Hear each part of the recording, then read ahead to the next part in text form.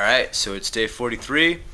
Had to use this camera now. My other camera that I bought a couple of years ago, I think, crashed on me because we were biking through the rain, and I think it kind of got in the camera. But that's alright. I bought that camera, and I was just hoping to kind of use it when I was traveling in Africa a couple of years ago, and I made it this far, so I'm happy with that.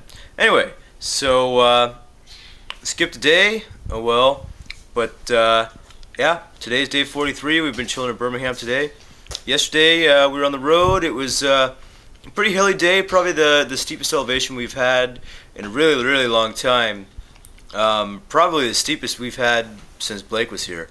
So it was steep, but and we made it in. It was about 400 feet elevation change coming up here, maybe a little bit more, 500. But it was a rather nice ride, except for the rain. That did kind of suck. Although, a little silver lining for that was that it wasn't too hot for the entire day. So that was great. It was nice and cool the entire day. There were even a couple spots where we were like, oh man, it's kind of a little cold right now because we're just so used to the heat. So that was awesome. In Birmingham today, went to the Civil Rights Museum. That was pretty cool.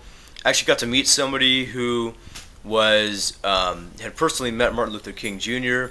in jail while he was in Birmingham jail, while he was writing his famous letter from Birmingham jail.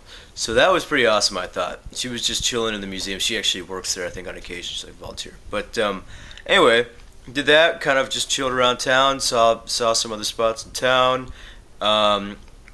just hanging out with the couch surfer. That's where we are right now at his house.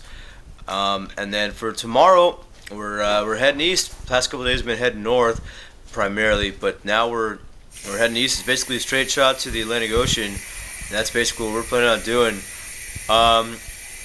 So we're heading towards Atlanta. Tomorrow we get into Anniston, and that will be our last stop in Alabama.